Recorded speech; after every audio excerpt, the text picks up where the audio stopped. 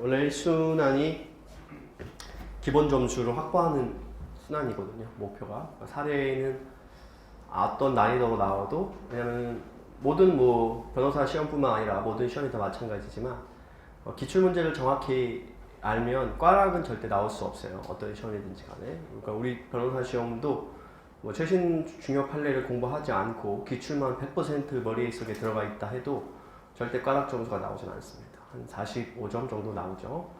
그렇지만 55점 고득점이 되려면 최신 중요 판례를 정확히 이해하고 있어야 돼요. 그죠? 왜냐면 그게 항상 신장 문제로 시험에 나오고 거기서 몇 문제를 이슈에 맞춰서 정확히 설시하느냐에 따라서 잘 쓴 학생들은 60점, 그 이상 가는 친구들도 있었고, 있었어요. 제가 이번에 고기 먹을 때 얘기해 보니까 저는 상법이 69점이 최고점인 줄 알았는데 그 이상이 있었더라고요. 작년 기준으로 70점대가 한 명 있었어요. 그래가지고 얘기하더라고요. 저한테 고백.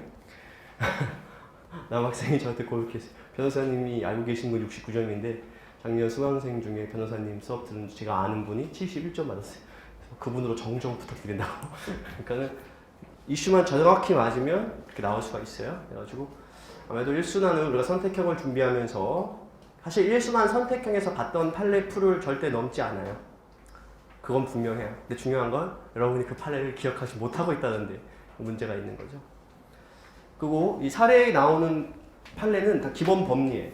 그래서 이건 다시 말하면 당연히 알아야 돼요. 이걸 아는 걸 전제로 문제가 나오거든요. 기록형도 마찬가지예요. 기출된 판례는 학생들이 아는 걸 전제로 문제를 내요. 그게 묵시적 동의 내지 양해가 있는 사안이에요. 그러니까 지금 요 때는 우리가 컴팩트를 푸는 거는 그 45점을 정확히 경고히 하자는데 포커스가 있습니다. 그러니까 어떠한 난이도로 나와도 기출을 정확히 알고 있으면 45점은 무조건 맞을 수 있어야 돼요. 그래서 사례형이 많이 부족한 친구들 같은 경우는 제가 수업 계획서 안 나눠줬어요? 수업 계획서 네, 보낸 것 같은데 안 본 것 같은데 수업 계획서 잠깐 보시면 잠깐 좀 보실까요? 네, 수업 계획서 잠깐 보시면 일단은 강의는 총 6회로 진행합니다. 오늘부터 해서 월, 화, 수, 금, 토, 월 해서 월요일 날 마쳐요. 그래서 아시다시피 요 책을 딱 6회에 끝나는 거거든요. 6회. 그래서 저야 하루에도 끝낼 수가 있겠죠. 근데 여러분이 이걸 머리에 넣어서 표출해야 되는 거기 때문에 그 연습은 좀 필요합니다. 그래서 본인이 사례가 많이 부족하다. 그래서 사례가 많이 부족하다는 건 뭐냐? 사례 목차 구성이라든지 사례 서술이 좀 아직 익숙치 않은 친구들이 있을 수 있어요. 그런 분들께서는 제가 이건 중요합니다 라고 하는 판례 내지 이거는 숙제입니다 라고 하는 문제들은 표시해 놨다가 한번 써보실 필요가 있어요. 그걸 우리는 필사 숙제라고 한다. 이렇게. 그렇죠? 모든 걸 다 필사라고 말하지는 않을게요. 제가 원래 처음 강의할 때 모든 걸 다 시켰었어요. 그리고 작년에도 거의 다 시켰었어요. 그리고 올해도 예비순환에는 다 시켰었어요. 근데 이제 작년부터는 예비순환 때는 시켜도 이제 지금 순환에서는 너무 바쁘니까 그러니까 쓰는데 너무 많은 시간이 허비되면 안 되기 때문에 정말 중요한 문제, 중요한 이슈가 담겨진 문제들은 제가 꼭 써보세요 라고 할 거예요. 한 수업에 한 3-4개 정도 될 겁니다. 그런 거는 직접 써보셔서 법리를 머리에 익히시는 게 좋아요. 제가 써보라고 할 땐 다 이유가 있어요. 왜냐하면 법리가 까다롭거든요. 저조차도 시험 직전에 보지 않으면 정확히 쓸 수 없는 문제들이 몇 가지 있습니다. 그런 거는 조금 쓰시면서 법리를 정확히 익히시면 돼요. 그래서 컴팩트만 머리에 정확히 넣어도 제 개인적으로 40조 후반까지는 간다고 봅니다. 하지만은 그래도 그 이상의 고득점을 바라기 때문에 실제 시험 문제 푸실 때는 창작 문제를 넣을 거예요. 근데 비중을 어느 정도 넣을지는 제가 고민 중입니다. 일단 1회차는 100% 넣어봤어요. 그래서 굉장히 어려우실 거예요. 시간 내에 푸시기 어려우실 수 있어요. 분명 말씀드렸습니다. 시험 1시간인가요?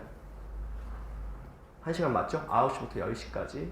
선택형 10문제, 사례형 50점인데 사실 많이 50점이지 제가 봐도 50점은 아닌 것 같아요. 아, 네. 하셔도 되죠.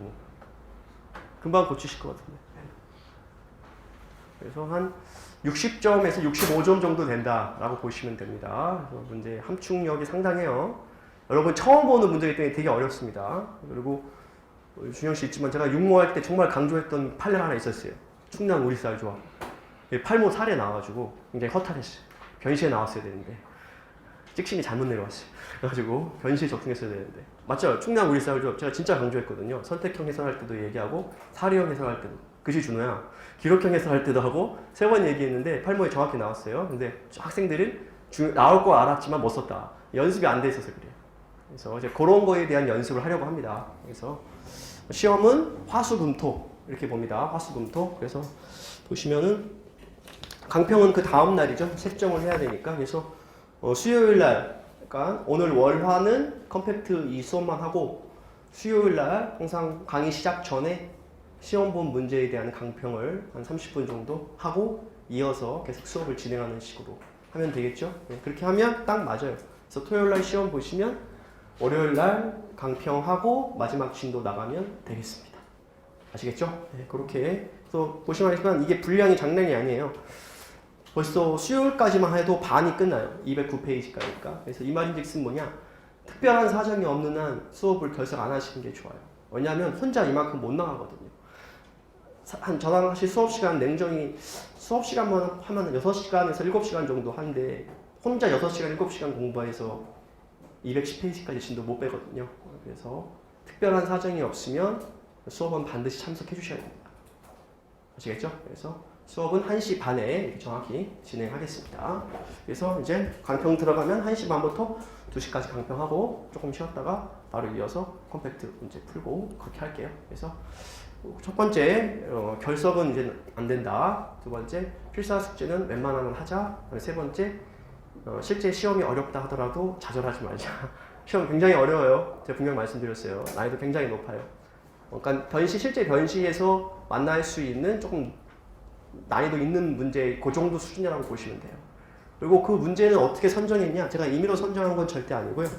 이 법률신문 잠깐 볼까요? 법률신문 보시면 이거는 3개년 최신 판례예요. 그래서 이 분야의 권위자시죠? 네.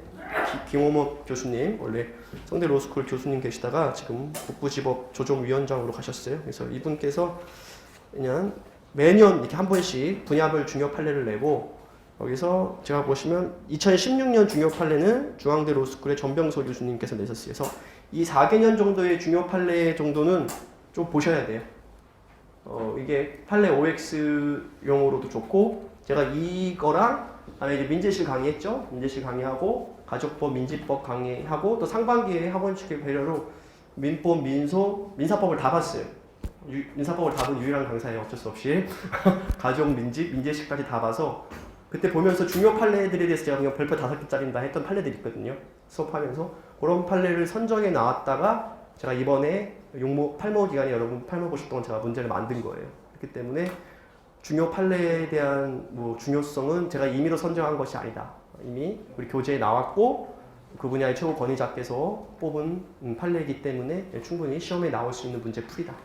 그리고 최신 나왔다고 다 중요한 건 아니거든요. 기존 법리를 반복하는 건 여러분이 봤던 교과서에 충분히 있는 내용이고 어느 정도 그래도 그쪽 분야의 권위자들이 봤을 때 새로운 법리라든지 좀 약간 유니크한 판례들을 모아놓은 게 이 판례의 집이에요. 그래서 이 판례에서 제가 선정해서 근데 이 판례에서도 또 선택형으로 내기 좋은 판례가 있고 사례로 만들기 좋은 판례가 있어요. 그래서 사례로 만들기 좋은 문제를 나름 선정해서 만들었기 때문에 이 중요 판례를 왜 선정했냐고 물으신다면 그건 이분한테 물어라. 저한테 묻는 게 아니라 그렇게 보시면 되겠고 다음에 민사집행법 보실까요? 민사집행법 사실 제 경험상 민사례가 1문이든 2문이든 60점 가까이 가려면 사실 이걸 정복해야 돼요. 민지법 문제 이슈를 정확히 설시하지 못하고는 60점 이상 갈 수가 없어요. 왜냐하면 민지법 문제는 약방의 감초 이런 것처럼 곳곳에서 이렇게 나오거든요. 예를 들면 우리 물건의 경우에서는 뭐가 가장 강했어요? 역시 담보권 경매, 임의 경매에 관한 절차에서 민사집행법 내용이 나오지 않을 수가 없고요. 채권법에서는 뭐가 강했어요? 채권 집행 뭐예요? 압류 추심 전부 명령이 나오지 않을 수가 없어요. 가족법에서는 뭐겠어요? 한정 승인강 청구 이의, 제3자 이의, 배당 이의에서 나오지 않을 수가 없어요. 민총에서는요. 소멸 시효와 관련된 시효 중단, 가압류 가처분, 압류 추심 명령의 시효 중단의 효과 나오지 않을 수가 없어요.